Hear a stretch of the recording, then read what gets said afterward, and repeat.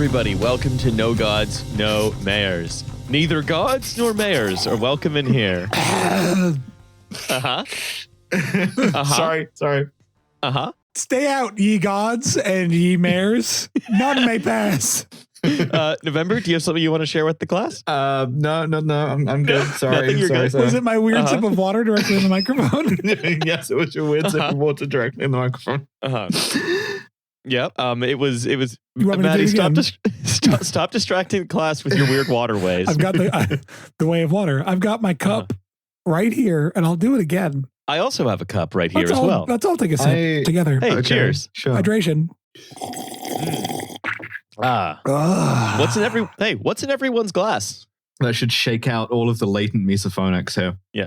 I've got a beautiful glass of New York City tap water, which I've transmuted into seltzer. And I've got it in my US Open 2024 Grey Goose Honey Deuce commemorative cocktail cup. Good Lord. November, what's in your glass today? I'm What getting do you sip? flexed on here. Well, this is a pre-manufactured aluminium can of Pepsi Max, which has it's a tie-in with the women's Euro Championships in Switzerland, which are happening this year. And it has a footballer on it whose first name is Lauren, but it does not have her surname. And I do not follow women's football enough to know any female footballers. Yeah, so I know who that is. That's Lauren Bacall. Yeah, so it has a picture of Lauren Bacall here, as you see, and it just has the word Lauren, which I think should also be the wrap for Rudy Giuliani's Mercedes. Yeah, well, those poll workers' Mercedes now. That's true. That is true. That's true. I was consuming an increasing source of worry for me. Okay. You're consuming an increasing source of worry. Well, in many ways. Yeah, it has joined all the others in the worry dome. Mm. And it is a giant glass of coconut water. Okay. From one of my lovely glasses that I have. Mm-hmm. And I love coconut water. I think it's delicious and I love to drink it because it's a great, refreshing, non-alcoholic drink of an evening. Very healthy. Very good for you. Very, What if it's not? Is my question. Someone would have warned you if that were the case. I think probably any of the people that we know who know about these things would be like, hey, I've noticed that you're showing the early symptoms of coconut water poisoning, which is not a common or well understood thing. But you're growing the fibers out of your nose and ears. Yeah, I'm becoming a coconut. You're becoming. Sorry, one second. I'll text my wife about this because she will know. Right. Can you die of drinking too much coconut water? No context, please. Okay, I won't even tell her that I'm asking on your behalf. That's privileged, like clinical information. That's right. I think we should all sit silently and wait for the response. Yeah. My worry isn't so much that I'll get coconut water poisoning. My worry is that it's just really high in sugar and I'm basically just like chugging juice all the time because my understanding is that it's like drinking a Gatorade, right? Okay, Gwen is responding. Her response is like okay. like Okay, sounds like so. It sounds like it's happening. Should I clarify or should I not? Should I just leave that to her sort of clinical judgment? I said what I said. Okay. Yeah. Did I respond? Did I stutter? Are you trying to maneuver me into an argument with my wife over text about like coconut water? I just think the sort of we're running out of room on the metatextual making Riley transition. So I'm thinking for a new B plot. I'm trying to break your marriage apart. Oh, okay, sure. Is that fun? I mean, is that a fun thing for me to be doing? I've already had that happen once, and it was an interesting experience. So the second divorce, I don't know. I think twice divorced is a little cunty for me, but I would be very sad. Is the thing. Yeah. So I would rather not. I'm fond of remaining married to my wife. Okay. Those were our vows. So this is just I was just doing brainstorming in which there are no bad ideas. Okay, so sure. I'll scrap the idea. That's fine. That's fine. Yeah, it's fine. We can come up with some other stuff that isn't me getting divorced again. Okay. Yeah. Okay. Well, like, you got a lot of road to run on like, hey, let's see if we can flip Riley over. Riley's waving his syringe around like, I'm over here. You can't catch me. In a situation where we realize that like we're running out of mayors and we're running out of prompts for mayors and we're just trying to stir like interpersonal drama to the point that it's like, coming onto the thing like, who's today's mayor? Well, we don't have time for that because I got shot today. Yeah. I got shot today by November. Yeah. I didn't have enough time to research the mayor for this episode because I've actually become a beloved comics artist. I'm actually in the middle of going the other way on that, where I was a beloved comics artist and I'm becoming a podcaster. So now I'm a little worried about the second divorce because I have asked, can you die of drinking too much coconut water? And I've got the response, and I said Riley is worried it has too much sugar in it, so I said I'd ask, and silence. So now I'm concerned. Now I'm worried. Yeah, as you should be. Yeah. I think this is troubling. This is troubling news. This is troubling information. Yes. Riley, have you considered getting into a marriage that the podcasts then make very tense? Yeah, actually. Yeah, so you could give that a go, maybe. Why do you think I record in the shed in the bottom of the garden? I thought it was because you were just like shed pilled. I thought you were just like. Well, sorry, did you say the bottom of the garden as opposed to the ceiling of the garden? Sorry. What is the bottom of the garden like? The end of a garden, like you have That's not to dox Riley's house, right? But he has a garden.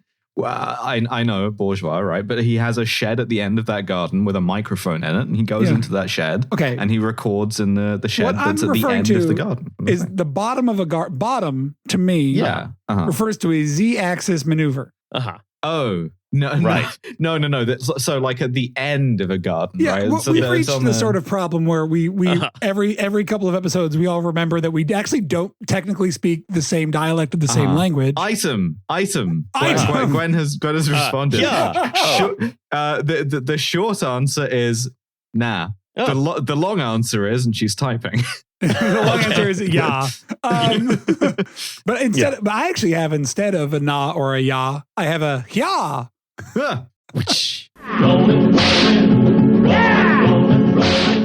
This is Municipal Roundup. Just a quick one. It is. Yes, it is. That's the name of the segment. I went into my head and I checked, and it is. Yeah, I've never gotten it wrong. It is you two chuckleheads and oafs that get it wrong. It is you two boorish. What was the phrase? Boorish chums. Boorish chums getting it wrong. I'm sorry, I was listening to that an hour ago. Okay, so in New Jersey, Mayor Ras Baraka was arrested for protesting an immigration ICE facility there, which is just a municipal thing that has happened. Yeah, I mean, it's rare to see a mayor do something good. Yeah, I was just, to me, shocking to be like, well, I don't know. This might be the only mention in the Meritaculous of Mr. Baraka, because if he's doing things like this, I don't know if he's going to be doing anything horrible, though you never know. Yeah, you never know. He may be a good mayor. I mean, this is the other thing is when you lead with the sentence, New Jersey mayor arrested for, I go, yeah, of course. Of course. You know, like the Meritaculous is full of New York, is full of New Jersey mayors, arrested for things. Yeah. Newark specifically too. Like Union City or something like that. Yeah, but this is like the corruption belt of New Jersey is like the part, just there's like 5 small cities just outside of the New York metro that are just like the corruption zone. Yeah, you can see a documentary about that called American Gangster, featuring I think Russell Crowe as like a Newark, New Jersey detective. But instead he got arrested doing something good and on purpose. So this is positive, and of course we are calling for like total solidarity, right? Because if we're at the paragraph of the Dietrich Bonhoeffer poem where they come for our nation's mayors, then which we've established as a protected class. Yes, yeah, exactly. Then there's going to be no one left to govern the cities. Also, Riley, I have your clinical results here. Long answer. Coconut water has less overall sugar in it than most drinks going. And even then, the idea that sugar equals diabetes equals death is fallacious. You can technically die from it the same way you can die from drinking too much water, but that's not the point. Yes. I'm more of just a sugar avoidance thing because of calories. But it seems like the best of the taste drinks that aren't water. It seems like the best option. It must be so cool to have the medical knower wife to be like, yes, hey, can I die from smoking too much weed? And someone there is like, actually, no, here, this is the paper. Well, the problem is, like, obviously you're right, there's rules, but she's funny. And this is a problem because then you go, clinical wife, how long will I be high for? And she goes, 14 million years. And you go, oh. And then it's very unfortunate that she has a sense of humor, but I love her very dearly. Recently, she also saved my life with a dumb question. So when I accidentally injected 0.2 milliliters of straight up air into my thigh and thought I was going to go to the hospital and die. The thing is, what happened is I somehow got the most beautiful woman in the world to fall in love with me, and also she has a great deal of like clinical experience and can provide like some kind of like healthcare advice and stuff like that, and that is single-handedly keeping at least a half dozen podcasters alive because we would die on our own. Oh yeah. I would be like, there's no upper limit to the amount of potassium I can enjoy. Bring on the coconut water. Pump me full of it. Riley, you would be found dead in like a bucket full of supplements. I would have died of some kind of misadventure. And you would just be like tangled on a fence and you starve to death because you just got stuck. Yeah. Remember to check all of your snare traps for podcasters. Giving myself an anxiety attack so bad that I died. Yeah. Yeah. I would have had so much resveratrol that I turned inside out. Resveratrol is the drug you take when you're trying to get really good restaurant reservations. It's a limitless pill for restaurant reservations. Oh, like you wouldn't take that. Your eyes roll back into your head and you're tapped into the Resi servers with your mind like a Dune navigator. Oh, God. It would be so cool to describe booking a reservation for a restaurant online like you're William Gibson. Just like, as I sail through the towers of ice, I see a couple of console cowboys trying to book the 8 p.m. at Noble Rot, but then they're both electrocuted. Hey, yeah, not now. I'm entering restaurant space. Look. All right. That's Municipal Roundup. Yeah. Item complete. Yeah. Cheers to the mayor of Newark. Yeah. Cheers to ICE. Yes. Yes, more than cheers, we hope, but certainly cheers in the interim. And hey, now we're going to find out whether it's cheers or jeers for this week's guest, William Lantigua. Ooh. Please welcome to the stage, William Lantigua. Now, William Lantigua was, I'm afraid he is no longer, the one-term mayor of Lawrence, Massachusetts.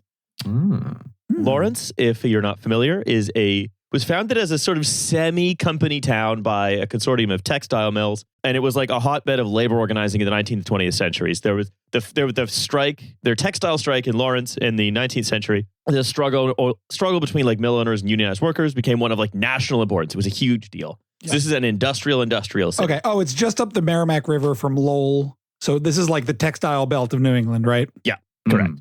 So after the Second World War, the town completely deindustrializes. Its population shrinks by a fifth.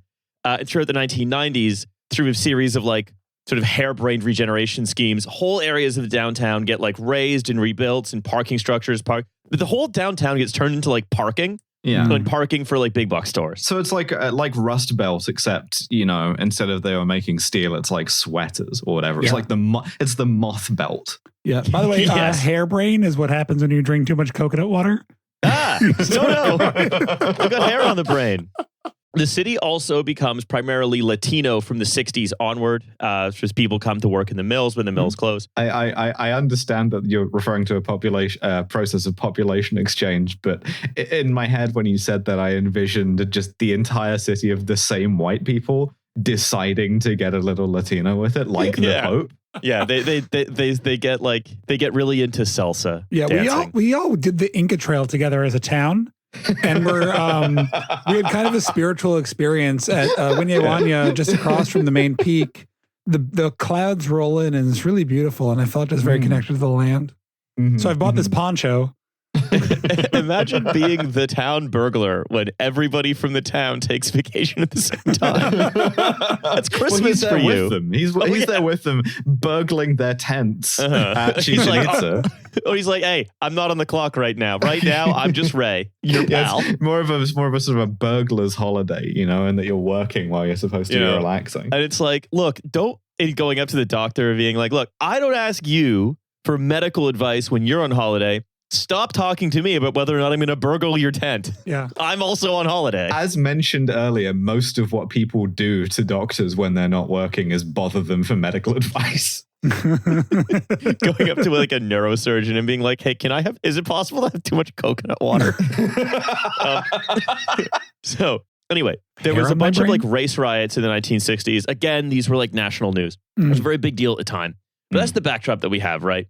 This city that's been hit very hard by deindustrialization, like a Rust Belt city in New England, that's now very, very, very Latino. Yeah. I mean, you'd think that the entire town going on its kind of like spiritual quest to Peru to become Peruvian would lead them to, bring some of the jobs back for like poncho making, but seemingly not. Yeah, and so the other thing is, it has a lot of pretty bad superlatives. It's Massachusetts' poorest city. It faces a $27 million operating deficit in 2010, where the state has to step in to like legislate to buy the city a bunch of bonds and then appoints a fiscal overseer to put it back in order. Like it is, things are bad. We're talking about, we understand a deprived town here. Yes. I always like when we kind of get a bit of a briefing on the city beforehand, like, as a kind of a contrast, like with Squin, like when we kind of, the city is almost like a character.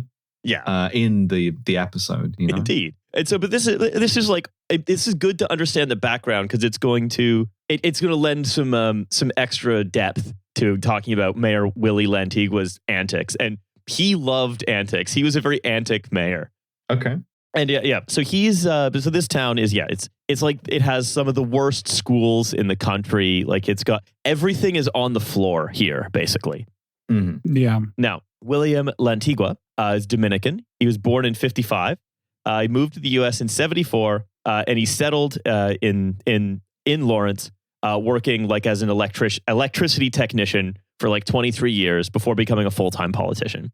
While he was an electricity technician, he doubled as like a community organizer, he's a campaign strategist in local and state elections. So he's like in the Democratic Party machine, he's in the Latino Democratic Party machine in the like cloth belt of New England. Sure. Okay. And in 2002, he gets his first political role. He's elected to the Massachusetts House of Representatives and was reelected 4 times before announcing his candidacy for mayor of Lawrence in 2008. Why mayor? You'd think that would be a step down from like state representative, no? Hold that thought. Okay. Hold that thought. You'll see why he tried to do this in a moment. But I also wanted to say, before he was elected to the mayoralty, right, he loved getting jobs for women. Specifically,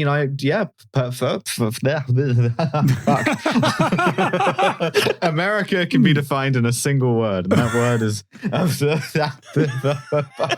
I tried to say perfect and fantastic at the same time, and every time this happens to me, which is more and more often, I become keenly aware that I was old enough to eat beef and geographically located in the United Kingdom in the 1990s, and then I start Googling things like painless methods of suicide. So Perfastic. Yeah, Perfastic. I was also, by the way, I'm gonna just text my wife about this 1 second. Yeah, I was in England in like 1998. So again, we might all be having the same problem. This is in many ways the program of feeding cows brains to other cows was the ship that launched 1,000 podcasts. That's right. So specifically, however, he liked to get jobs for women related to or married to him in this time. Classic. That's more of a kind of a, less patronage, more like harem kind of situation, So his ex-wife was he got his ex-wife like a $35,000 a year job as a meter maid while he was he was a little while into his state rep tenure.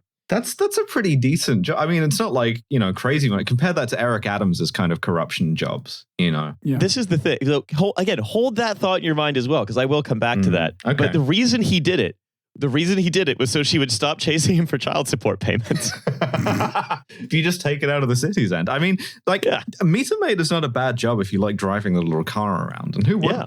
And I'm not just saying that. This is documented. Like he said, my assistance with Ms. Fawcett's employment helps us to financially provide for our daughter Vanessa's best interest. Is like, this is what I'm contributing as I pulled some strings to get you a job.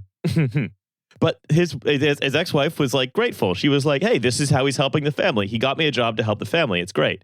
Mm-hmm. His current wife, Maria Lantigua, it works and doesn't make much money, only $2,400 a year, but she has a seat on the liquor licensing committee, which regulates like bars and stuff. Yeah, that's kind of a situation where like you get paid a lot in kind, so to speak. Excuse me, she a licensing committee which does bars and restaurants, but also car dealerships. You don't want to co-locate those things. Yeah, that's one hell of a test drive. I want to test drunk drive this. Yeah. Yeah.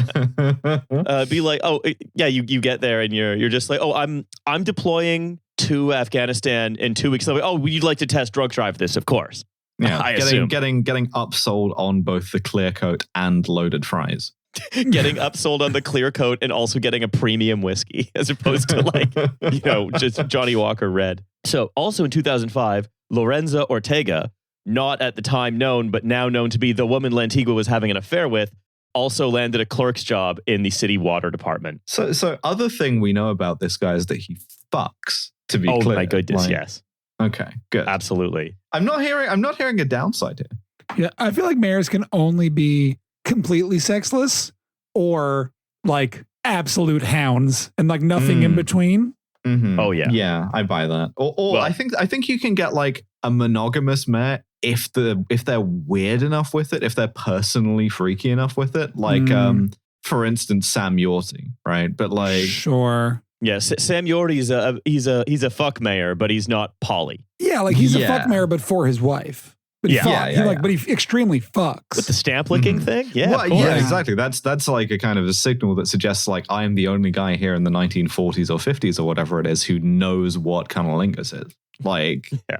I don't do it, but I do know what it is. Yeah, exactly. So this is also from his biography, which for reasons that will become clear, has been completely scrubbed from the Lawrence, Massachusetts website. And I had to access it via archives. Okay. You love to hear that. In November 2008, after being overwhelmingly reelected to his fourth term as state representative, Lantigua announced his intention to run for the mayor of the great city of Lawrence. For that year, Willy ran one of the most intense grassroots campaigns ever seen in the city.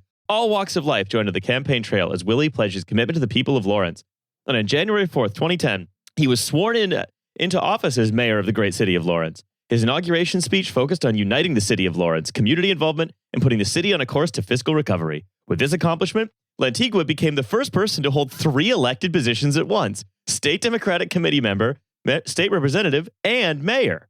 Okay. So it's not a demotion. It's additive, you know? Yeah. Like, he's getting mayor as a side hustle of a city that is like in crisis. Well, you know what that is? That's vertical integration. I was going to say, it's sort of like a Katamari ball of positions I have, just sort of pushing it across the state. It's like me and podcasts, you know, you want to try and get as many different jobs going as possible. Well, he made money from all these through Patreon, through 2010 Patreon. I think they were just called patrons back then. Yeah, patronage, excuse me. It's a great idea to make all of your income depend on Patreon. You will certainly not regret making all of your income depend on Patreon. Except in this case, it's like different arms of Massachusetts government. Yeah. With limited resources as mayor, he focused on cost-sharing measures, downsizing positions, and waste in the city government. His office has always been a refreshing open door for the people of Lawrence since January, following in the concept of his trademark district office in the heart of downtown Lawrence. Since taking office, he's been visited by thousands of residents seeking assistance, bringing complaints, or just wishing him well with a wave or a handshake. I love to go into the mayor's office during his like office hours and like give him a handshake. I love to stop in and wish someone well. Yeah. Be on my way. I think it probably is an open door office if you are currently or have formerly slept with him. Which is, you know, at least that's some of the people, you know? Yeah. That's 3 at least. Yeah, certainly. I think also it's like interesting to get elected on this kind of like make the government more efficient, like swinging cuts kind of thing as well, in a very, very deprived area as well. To be like, I am gonna like balance the books. So he didn't get elected on that because this biography was for other people. That was written once. It'll become clear what he got elected on. So this is actually from an article in 2012 in Commonwealth called Lawrence, City of the Damned. Is that good? On the night of the election, which Lantigua won with 54% of the vote, Luis Medina, a campaign volunteer, was also born in the Dominican Republic and also grew up in Lawrence, was among the throng of Lantigua supporters at his headquarters. When word spread that Lantigua had won, she said it was a joyful moment, said Medina. He said it was a joyful moment. Medina, a 44-year-old union electrician, works in Boston. Some were crying, but everyone was jumping up and down. It was like a party. So people fucking love him. They love him. Yeah, you sound great. I mean, great episode, Riley. Thank you. Some kind of in a friendly way, some in a more sensual way. That's fine. Yeah, you know. Mm-hmm. And but more specifically, Spanish-speaking inhabitants of Lawrence, specifically Dominicans, fucking love him. Okay, sure. Yeah. Now I'm going to ask you both a question. Sure. Okay. He's sworn in on January 4th, 2010, as we mentioned. I've got a date on an article in front of me, also accessed via archive, referring to him as embattled. Without scrolling down to where I am in the notes, what do you think, closest without going over, is the date on that article? January 4th is when he was sworn in. Time to become embattled. His time to embattlement stat. We were put on a baseball card here. It's T to E. How quickly could you possibly become embattled? I want to say January 11. I'm going to give him a week. Okay. I'm going to be way more pessimistic than that. I think it takes you at least a couple of months to get embattled. Like, you could be controversial after a week, but like I think you need at least 8 weeks in office to become embattled. Before you get into Eva. Give me a date, please. Yeah, like give me like March or something, like 2 months. I'm afraid it goes to Maddie. Closest without going over, February 12th. So it took him a month. It took him just north of a month to become embattled. Wow. I have grotesquely overestimated the amount of time it takes to become embattled. The George C. McClellan mistake. 39 days to embattlement.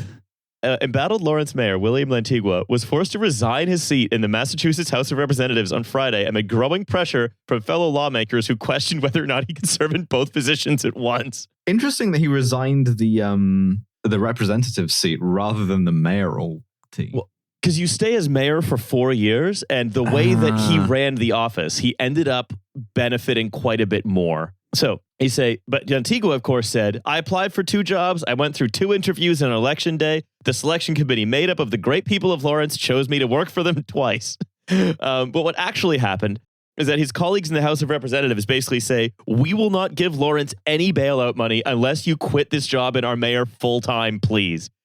He absolutely did not want to do it and tried to hold on to both salaries as long as he could. Incredible. Here's the interesting thing. This is where it sort of clicked for me, is that this guy is actually the average of 2 mayors we've talked about before. Okay. Now, this is one that is frequently pointed out about him at the time, is that he is called the Dominican James Michael Curley.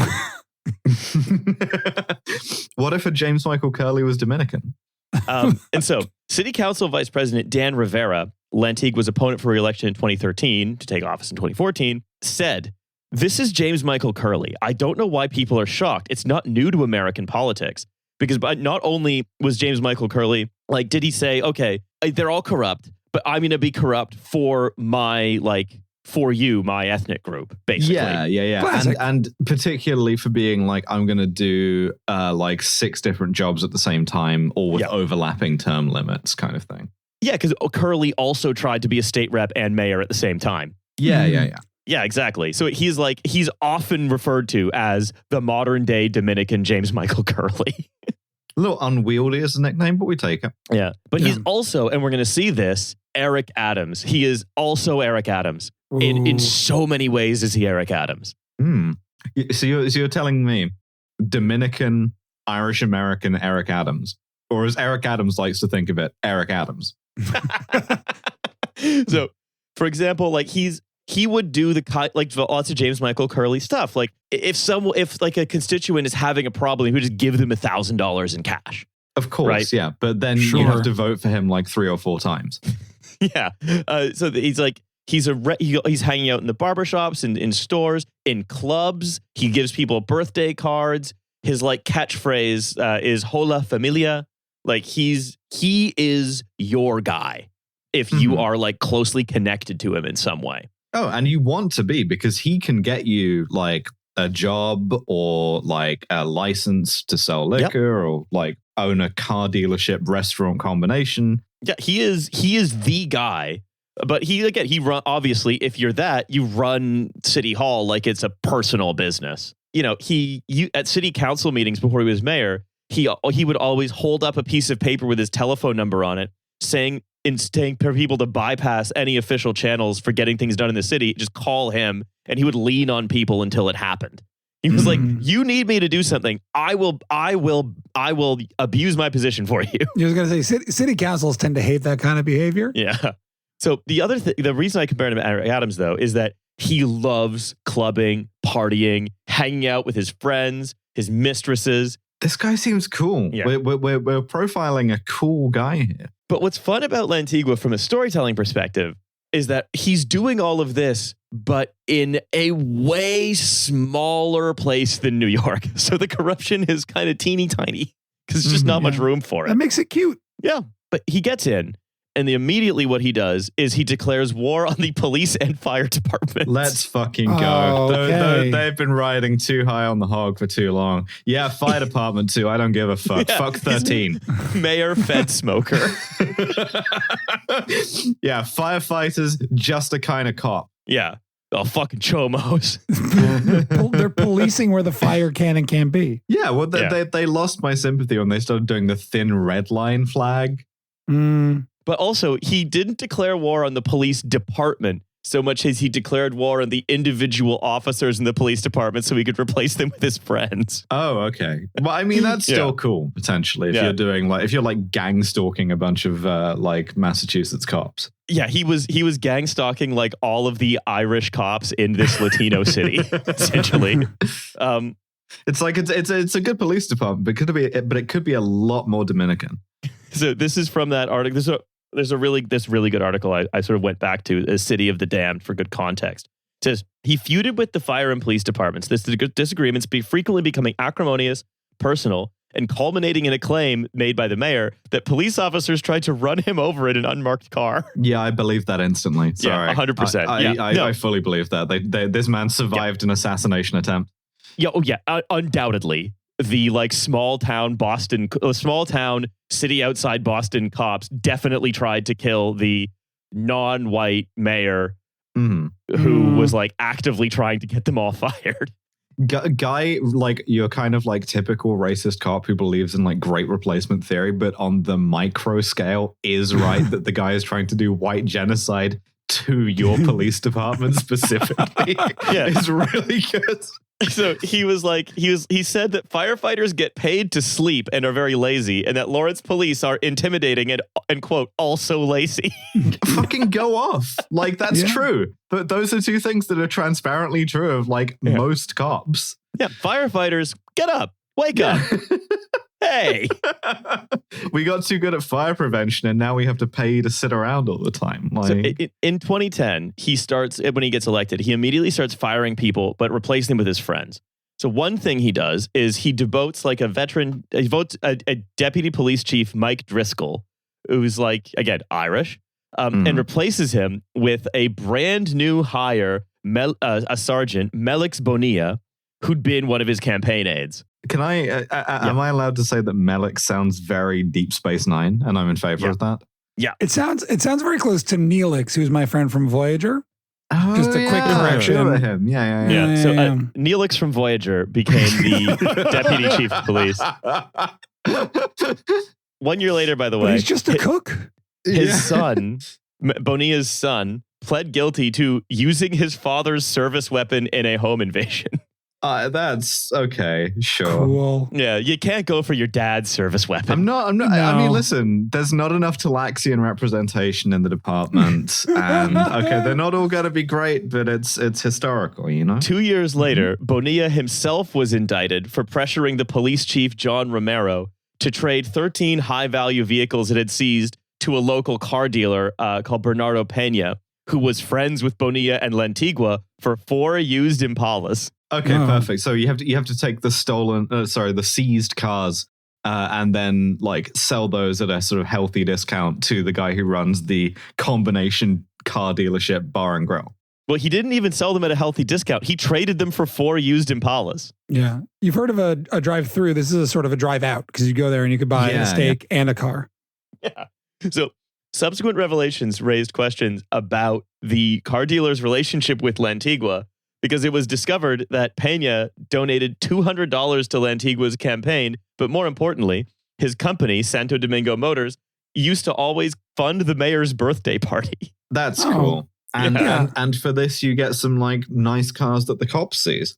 Yeah, and you only have to trade 4 Impalas, 4 bad Impalas. It's a nice quid pro quo, and the cop cars get a little bit worse, which is also funny. Why is quid pro quo bad? It's fair. Yeah, you're literally getting quid pro something, or whoa, if you will. Yeah, it seems fine. Anyway, obviously Bonilla was charged for this. He never gets fired or demoted or anything. He's indicted, but he's never fired. No discipline for Bonilla at all. Of course. Another defendant, this is my favorite one of the early crimes, who was charged at the same time, was a guy called Leonard Degnan, who was Lantigua's former chief of staff, where basically Degnan went to go meet with the executives of the Allied Waste, the garbage collecting contractor for Lawrence, and said, hey, Lantigua is going to cancel your contract if you don't donate a garbage truck to the city of Tenares in the Dominican Republic. That's fantastic. Cool. I mean, yeah, fantastic. Wonderful. Yeah. International garbage truck conspiracy. Yeah. So basically what happened is that Lantigua and Degnan were vacationing together in Tenares with their wives. And then Lantigua made friends with the mayor of Tenares, had it declared Lawrence's sister city, and then began sending stuff there. Mayor to mayor communication. Yeah. It's mutual aid.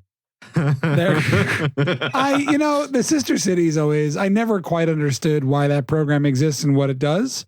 But this is what it's for. As a sort of nodule for corruption, it makes a lot of sense. Yeah, they were like, hey, I don't think you can pressure us on the contract. And they were like, no, we're going to pressure you on the contract. Give them give the city a garbage truck or we rip it up. You have to become US aid, but for garbage trucks. Yeah. And specifically to this one city where our mayor is their mayor's friend. I'm learning that this is a great guy to be friends with. He will absolutely do you some favors. And this is, by the way, a pattern that repeats across different departments. The superintendent of schools, Wilfredo Laboy. Laboy. Wilfredo Laboy. Laboy Wilfredo. Sure. Yeah. He's arrested on 8 counts of fraud and embezzlement and 1 count of illegal possession of alcohol on school property, which I don't think is related to the fraud. Yeah, that one's kind of bullshit. You're just stacking charges because when you went through his desk to find out that they had been shipping all of the blackboards to the Dominican Republic, you also found a bottle of scotch in there. Yeah. And you were like, okay, well, it's not like you have double jeopardy or anything. We can just charge you with that. Yeah. At the same time, LaBoy's right-hand man, Mark Rivera, unrelated to Dan Rivera, was charged with 7 counts of larceny over $250 after he was caught using the school's graphic department, the school department's graphic designers and printers to create flyers and literature for a political campaign. And you will never guess whose political campaign it was for. Ooh. So Lantigua had to, because of this, recuse himself from LaBoy and Rivera's disciplinary hearings. By 2014, though, indictments pile up around Lantigua's staff. Another city worker with ties to Lantigua's campaign, Justo Garcia, was accused of stealing all of the money from the municipal parking garage where he worked as an attendant and then just taking it to Lantigua's office. and like putting it in his office. For safekeeping. Like, yeah, of course. Sometimes it's hard to know where all the money is, and who better to keep track of it than the mayor, you know? And Garcia worked as Lantigua's campaign photographer also. Maybe he just like was taking the money for a walk, and he did the sort of, because the mayor has like regular like open door office hours, he was coming in to wish the mayor well. And then sort of a serious man style, he forgot that money in his office, you know? Yeah. He like tripped and fell, and a big envelope of money flew out of his suit and into a safe that was open because someone was cleaning it. And then the janitor closed the safe. Yeah. Well, you wouldn't want a dirty safe. No, and the guy left without the money because he didn't realize it flew out of his suit. And while this was going on, Lantigua was in the bathroom and didn't see any of it. And then when he got back into his office, nobody was there and the safe was closed. And later he found the money. Yeah, of course. I think that's probably what happened, and probably what the grand jury that was then impaneled, because they were like, okay, I think we need to impanel a grand jury at this point. I mean, this is Occam's razor to me. Yeah. This guy is the subject of like 3 different grand juries. There's like several federal probes against him, several ethics investigations. He was the subject of 4 recall elections. Now that's what I call embattled. Yeah. It's like, this is the most embattled mayor of all time, but he's constantly seems to always be having a good time and also is low-level angry. Yeah, it still counts as embattled even if you're winning the battles. Yeah. One of the witnesses that was called in the grand jury is Lorenza Ortega, his long-term mistress. And the headline I'm now going to read is probably one of my favorites. In the summer of 2012, Mayor Lantigua married the principal witness against him, longtime girlfriend and city hall worker Lorenza Ortega. They cannot arrest a husband and wife for the same crime. In this case, it was more, genuinely, there is that rule. A wife cannot testify against her husband if she so chooses. She can choose to decline to testify. Yeah. Okay, fucking sick. Yeah. Is this the one he got the like meter maid job as well? No, this is the one that he got. Hang on, this is the one he just got a job as a clerk in the like Department of Water. November, you're thinking of Lovely Rita. Sorry. Yeah. So he basically, if you can't beat him, marry him. So listen, this is a very good sort of like embattlement maneuver.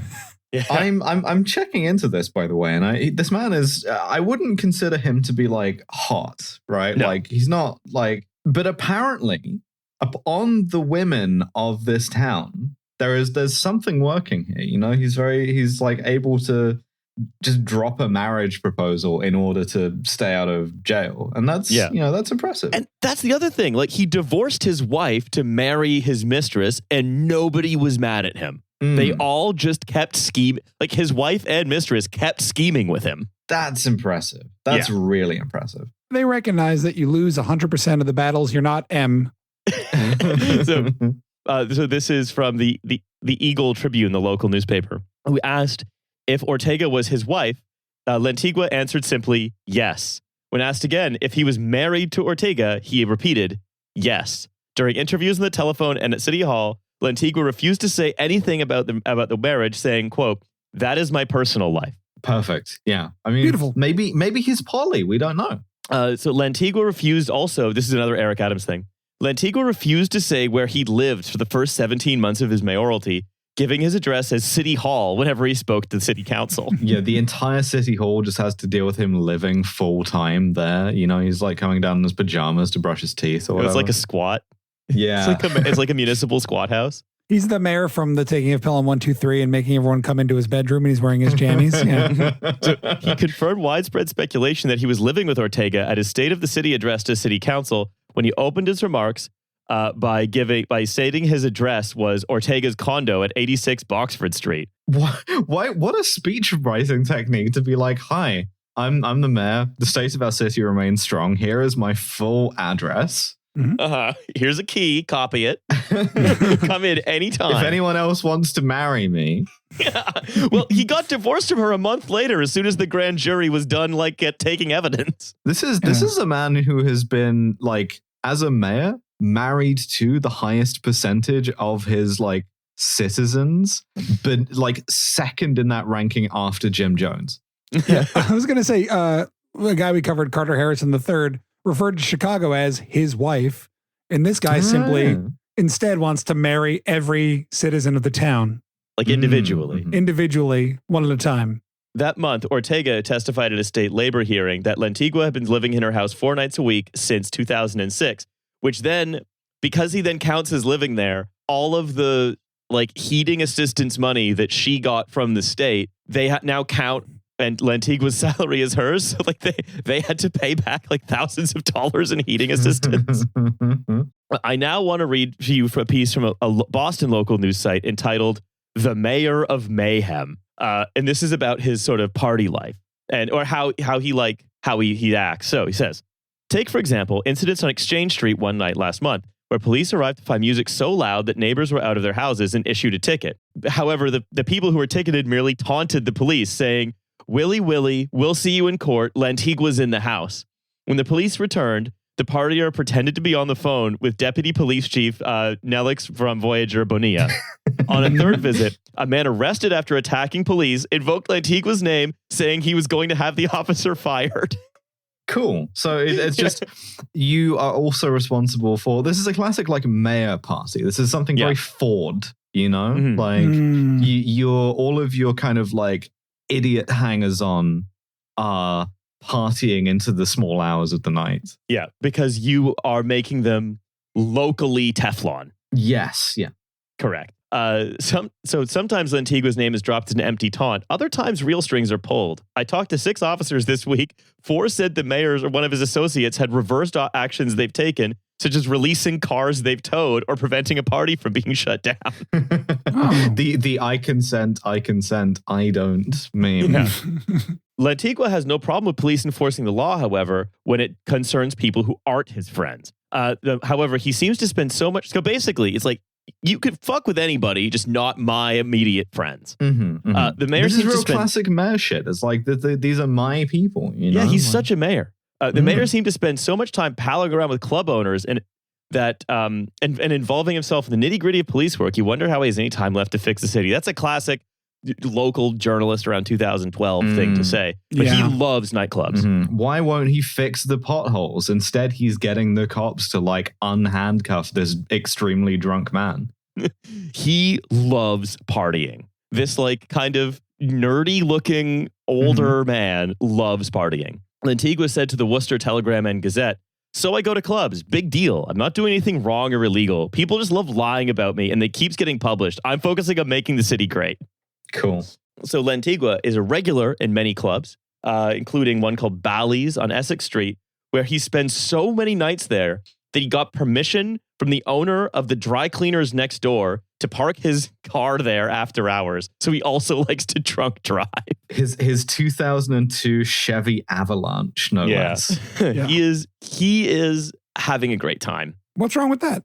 Seems fine. Well, the thing that's weirding me out here is the Chevy Avalanche, because that's a kind of SUV pickup hybrid, like kind of a ute, like the mayoral ute. Yeah, it's sort of prefigured the large Fords. Mm. To the Chevy Avalanche. If my audio quality is worse, it's because I just encountered a problem and need to switch off the microphone. Unfortunately, it'll be fixed for next time. Mm. So basically, like what Lantigua does is, this is from even when he's like a state rep, is he uses enormous amounts of political influence, like local political influence, to just like get liquor licenses for his friends, for clubs he likes to go to. And so he'd be like, oh, La Guira on Broadway, which we'll hear about again. The owner is denied a permit to serve alcohol. Lantigua then just like single-handedly reverses it. Of course. The story happens over and over again, right? And also, like, Lantigua's estranged wife, who he's still friends with and schemes with, his liquor license commissioner. So she just votes for like what he says. Some of the places that he keeps open, like they serve minors, with one being identified as having 30 kids running around in a basement while just like at 2 a.m. Others are barely disguised. This is like the kind of Fox News nightmare, right? Like, he's doing white genocide on the police department. He's got like a bunch of drunk kids running around in a basement. And they all make donations for Lantigua. He's always the guest of honor at them. He's always the life of the party. He always drinks for free. And he also makes sure that they are only paying like $100 a month to rent their premises, right? So like one, just constantly has murders at it. This one, La Guira, has so many murders are there. I would love to only pay $100 for my rent, but I would hate to be murdered. Yeah. So Nunez, the guy who owns La Guira, threw himself a birthday party when it reopens, invites Lantigua as the guest of honor at his own birthday party. Cool. And then there's this one guy who's a fashion blogger who's local to Lawrence called Antonio Arevalo, who fucking hates Lantigua. And so he went to go cover this event, right, for the Lawrence nightlife. And then the bouncer, who loves Lantigua so much, he sees one of his like blog critics and just chases him to a restaurant next door and kicks the shit out of him, saying, "You're a snitch, and you're the man who took the mayor to court."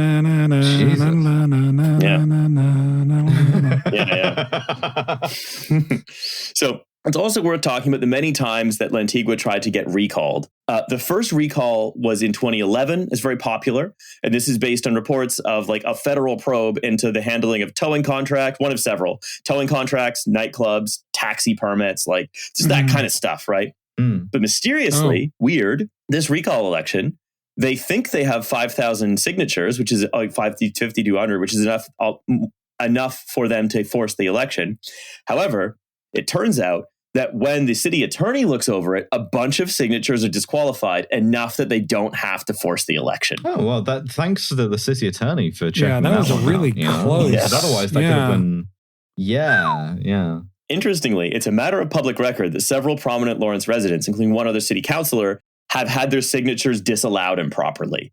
Lantigua says he went over all the signatures himself to make sure there was nothing irregular. And this guy didn't like cross one of his T's, so his I is undotted. Yeah. So also because he would every time this would happen, he would be like, everyone who's signing the recall petition is racist against Dominicans, including the Dominicans.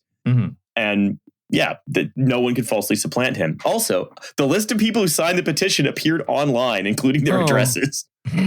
Well, the mayor is getting doxxed. I was going to say the mayor's often doxing himself. So that's true. That is true. Maybe this is just a man who like has no concept of the idea that an address is generally private. He's living on the moon from the dispossessed, and you can just kind of walk into whoever's house whenever you want. In 2012, they try again, but lots of the people who signed the first one refused to sign again because they were intimidated. One guy, Jose Hernandez, then 24 years old, was a recall organizer, found that his public criticism of the mayor, after he publicly criticized the mayor, that all of his records for juvenile arrests were posted on a Facebook page, which was clearly like a picture clearly taken in the police department. Mysterious. Yeah, it was clearly like Belix Bonilla. It was just like to print it off this guy's juvie record. And then like just there it is. That's not known for sure, but like it was, or someone in the police department. Though, yeah, come on.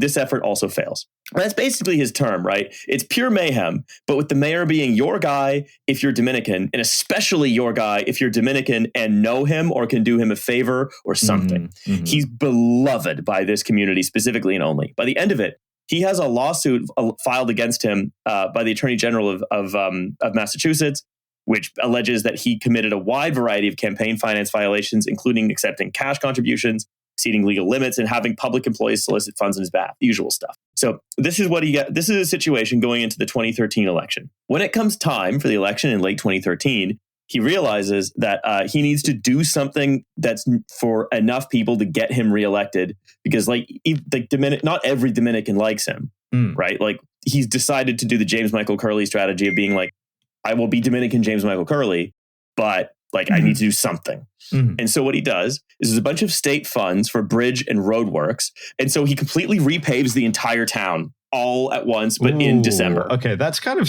like oddly satisfying, I bet, to have the entire town just like nice and smooth. Yeah, he smoothed the whole town right on down. I'm thinking about smoothing over all these corruption problems I've got. We're going to commission an enormous blanket to sweep things under. His election literature is him sweeping stuff under a big paved rug. There are no public services to speak of. The school's the worst in the country and like actively dangerous. The mayor literally has like a goon beating up his critics, but the repaving is all anyone can talk about. according to an article critical of Lantigua published in the magazine Commonwealth entitled Hola Lantigua. That's kind of like, that's local government for you, you know? Yeah. He's really good at this. That's the thing about it. It's the same reason why the like Omaha mayor's race we talked about in Mega Muni Roundup last week is like, you can win on like, I'm going to fix the potholes, because nobody cares about anything. Nobody wants anything from them besides potholes fixed. Although, can I tell you something very funny? Please. Is that his paving plan ends up with yet another grand jury empaneled to investigate him. This guy, there is basically for the years of 2010 to 2014, there is just it's like full employment for grand juries investigating this guy. He's a job we've covered a lot of embattled mayors. This is our most empaneled mayor. Yeah. So this grand jury, this newly empaneled grand jury, I think at some point, if you live in Massachusetts between 2010 and 2014, there's a pretty good chance you were empaneled in a grand jury that's investigating something he did. It's called job creation, Riley. In this case, it was for illegally pressuring city officials to repave everything in advance of the election to make him look good, even where paving wasn't necessary to do and was in fact dangerous to do because it was December. You can't pave in December. Incredible. Yeah. I got to be honest. I don't know when you can and can't pave. I don't know when paving season is. I don't know if it's like a faux pas in the paving community, but like, so it's just, if it's cold, it'll crack and break immediately. Oh, okay. I mean, having the entire town like paved nice and smooth in a way that lasts until after the election and then immediately like all falls off into the gutters is that's exactly what he did. Nice. Yeah. So Lantigua basically like that was his thing. He was like, yeah, you may have heard all this stuff about me, but I did repave the streets. It's very like this is an idea invented in a club. Oh yeah, this is certainly like this is shouted into his ear while sitting around like a table in the back of La Guira.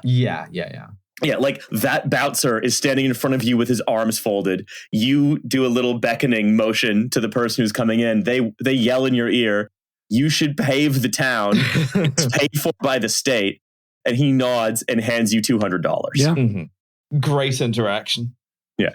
Campaign ads also were like, it was all about the paving. Like everything was paving. Yeah. It was all paving at this point in his campaign. It was like, forget everything, I paved it. And city engineer Andrew Wall, this is quoting from the Eagle Tribune, said on Friday that he warned Lantigua that much of the work was ill-advised. The weather was too cold and there were no contracts in place to pay for anything that was happening.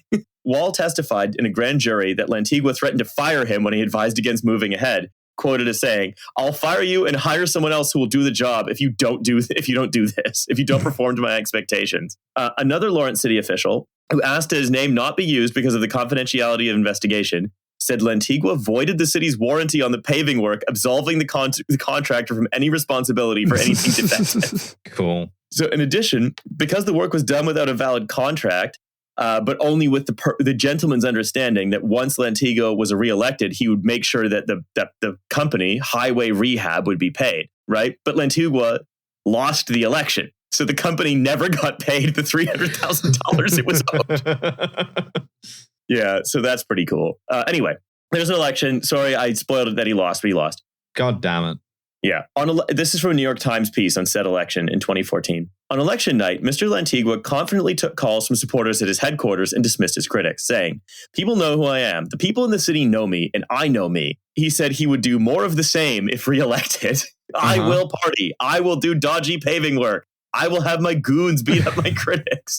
I will get my mistress job after job after job. I will marry each and every one of you. If you have any enemies, tell them to lay down on the road between these hours on December 14th of next year, and they will disappear. Using an expletive, he twice jokingly threatened to beat up a photographer if the time he'd spent posing pictures caused him to lose by one vote. When it ultimately became clear that Mr. Lantigua could not claim victory that night, his aides ejected all members of the English language news media from his headquarters. After his speech to his supporters, Mr. Lantigua walked into a nearby bar where someone handed him a full bottle of rum.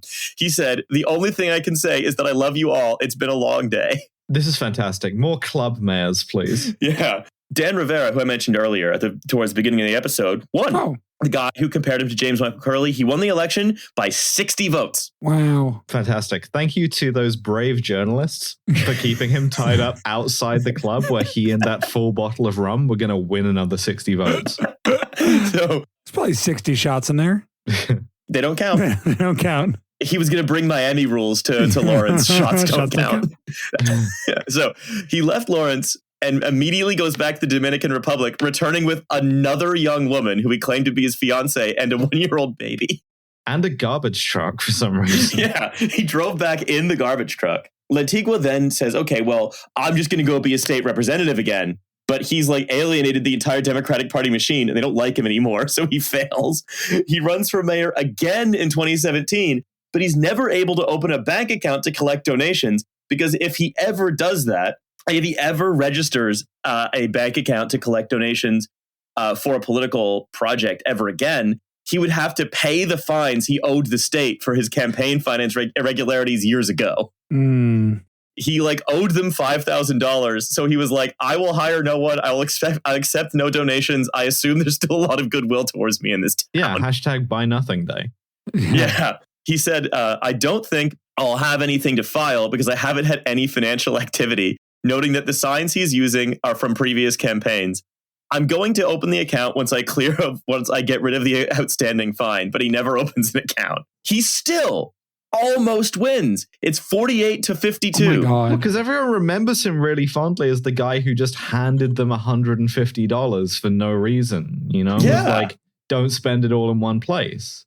That was 4 years since he last did stuff like that. And people are like, oh, yeah. And he basically didn't run. His name was just on the ballot paper. Drove up to my house in a garbage truck and he said, vote for me. I will not accept your money. And then drove away. He then said, this was noted as passive aggressively, the election is over. I hope Rivera learns from the mistakes of his first term and how poorly he managed the city.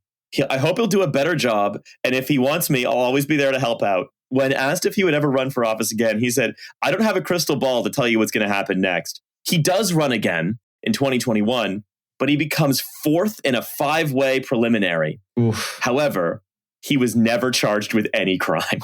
They're calling him Mr. Never Charged with Any Crime. I mean, Willy Lantigua, like the modern day James Michael Curley of Lawrence, never charged with a crime, held down 1 million jobs at the same time, couldn't stop just getting other small-time jobs for the women that he loved. Fantastic. And there he is. Who among us? This is a legend. Yeah. Yeah. Look, he sure is. He sure is. Yeah. He's one of the mayors of all time. Yeah. I love this guy. I'm a huge fan. Yeah, he's really good to me. It just feels like such a sort of super mix of every sort of mayoral trait we've encountered already. Mm-hmm. Yeah, it's just all in one guy. The most mayor of all time. Every mayor. It's all in him. I'm every mayor. It's all Willy. Something. Yeah. All right. Come on down to Lawrence, baby. It's fun. Yeah. That is the story, the ballad of Willy Lantigua. And I once again am pleased to share this crazy little fella that I found with you. Riley, thank you so much. This has been wonderful. This is tremendous. Tremendous mayor. I love a little guy, you know? Yeah. Oh, this is a great guy. This is a little guy. This is a guy. Yeah. This is a guy and a half. Anyway, thank you very much for listening to No Gods, No Mayors. All you out there. Maddie, you have a book. That's true. Holy shit, I do. Yeah, simplicitybook.xyz. Go pre-order it now or else. That's all I'll say. Go pre-order it now. Or else. Or that bouncer will come and, beat you up in a chicken place. Paving trucks are en route to your house. They're not moving very quickly. You have plenty of time to buy the book, but don't forget. They're coming. Don't forget, they are coming. It's like It Follows. It paves. Yeah. All right, really there we go. A buzzer beater. Yeah. Okay, thanks. We'll everybody. See you on the bonus feed next week. Yeah. I think I'm mayor again next week. Who's to say? Yeah. At some point, I will take this back over because I am in the Hell Week, the first week of Navy SEAL school. No, I'm in Hell Week because I have to get my dissertation done. Yeah. Once that is done, I can start being a person again. I can start doing things like answering DMs. Like playing video games I've missed out on, writing episodes of this podcast, thinking about things other than intrusive thoughts of self-harm. It'll be good. It'll be great. Nova's going to get her dissertation. Exactly. She's joining the CBs, I think. Right? That's what you're getting that's in? Right. That is correct. I will be doing that, and then I will be getting cancelled by every single person that I work with and all of my fans for feeding the military-industrial complex. I'll get really defensive about it on Twitter, and it'll be great. So keep your eyes peeled. Looking forward to that. I look forward to your column in The Spectator about it. That's right. Okay. Bye, everybody. Bye.